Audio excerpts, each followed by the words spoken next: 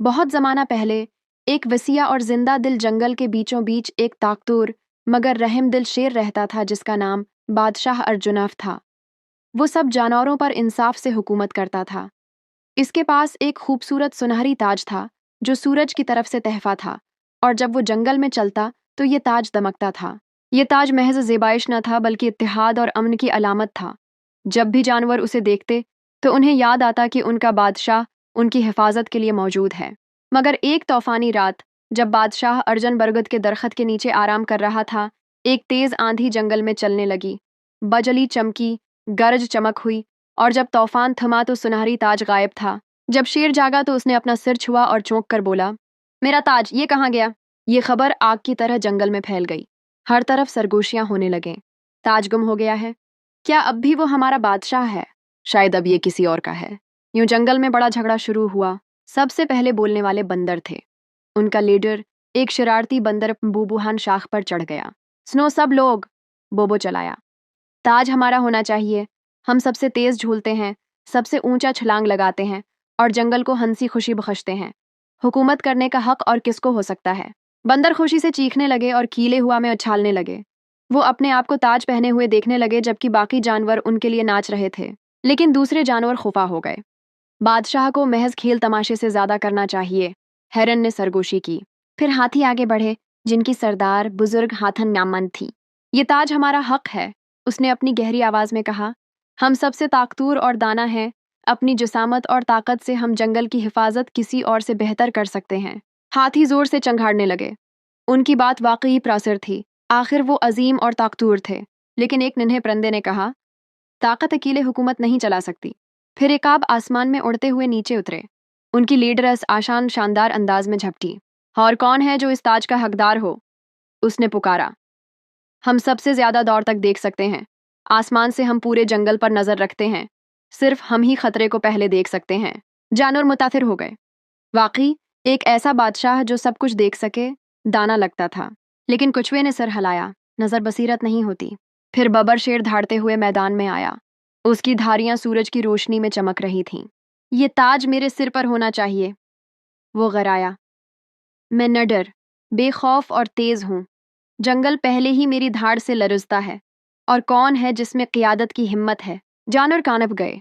वो जानते थे कि बबर शेर वाकई बहादुर और ताकतूर है, मगर उन्हें उसका गुस्सा और इक़्तिदार की भूख याद थी। इसी दौरान बादशाह अर्जन खामोशी से सुनता रहा। उसकी सुनहरी अयाल हुआ में लहरा रही थी, लेकिन उसका सिर नंगा था। उसने जानवरों को बोलने से नहीं रोका, न ही धाड़ा, न हुक्म दिया। बस दिल में सोचा, शायद आज जंगल ये सीखे कि सच्चा लीडर कौन होता है। एक अक्लमंद बूढ़ा कुछवा मनकवियन आहिस्ता आहिस्ता आगे बढ़ा। बस करो, इसने धीरे मगर मजबूत लहजे में कहा। तुम सब ताज का दावी करते हो, लेकिन सिर्फ बातें करने से काबिलियत साबित नहीं होती। आओ, आजमाते हैं कि कौन उसका हकदार है। जानवर एक दूसरे को देखने लगे और सिर हिलाया। कवि बोला, ये ताज इसी के सिर पर जमी रहेगा जो सच्ची हिम्मत दिखाएगा, न कि सिर्फ ताकत, चालाकी या तेजी। इतने में एक कांपता हुआ खरगोश दौड़ता हुआ आया। मदद, मदद, चरागाह के पास आग लग गई है। हवा के साथ शाले फैल रहे हैं। अगर हमने कुछ न किया तो हमारा घर जल जाएगा। जानवर घबरा गए। दौर से आग की चटकने की आवाज और धुआं उठता नजर आ रहा था। कवि ने कहा, अब देखते हैं कि जंगल को बचाने की हिम्मत किसमें है। बंदर चलाए और भाग गए। हम तेज हैं, लेकिन इतने बेवकूफ नहीं, आग हमें जला देगी। हाथी जोर से पांव मारने लगे। हम ताकतूर हैं, मगर शौले हमें घेर लेंगे। हिकाब ऊपर से चक्कर काटने लगे। हम आग के ऊपर से उड़ सकते हैं, मगर उसे बुझा नहीं सकते। बबर शेर गराया, फिर पीछे हट गया। मेरी हिम्मत बहुत है, लेकिन आग पंजों और दांतों से नहीं डरती। सब पीछे हट गए, मगर बादशाह अर्जन खड़ा हुआ। उसकी आंखें अज़्म से चमकने लगे। मेरा ताज चाहे खो गया हो, वो धाड़ा, लेकिन मेरा फर्ज बाकी है। एक सच्चा लीडर अपनी कौम की हिफाजत करता है, चाहे ताज हो या ना हो। बगैर हचकचाहट के वो आग की तरफ लपका। उसने अपने मजबूत पंजों से छोटी लपटों को बुझाया और अपनी धाड़ से हरनों और हरंचों को महफूज रास्ते की तरफ बुलाया। उसने हाथियों के लिए रास्ता साफ किया, जिन्होंने हिम्मत पकड़ी और अपनी सौंड से दरिया का पानी लाकर आग पर डाला। शेर की बहादुरी से मुतासिर होकर बंदर भी गीली पत्ते लाने लगे और इकाब ऊपर से महफूज रास्ते दिखाने लगे। सबने मिलकर आग बुझा दी। जब धुआं छुट गया तो जंगल खुशी से गूंज उठा। जानवर बच गए थे, न डर से, न खेल तमाशे से, न सिर्फ ताकत से, बल्कि अपने शेर बादशाह की हिम्मत से। और वहां राख के बीच सुनहरी ताज चमक रहा था। आग ने जैसे उसे जाहिर कर दिया हो, गविया सूरज ने याद दिलाया हो।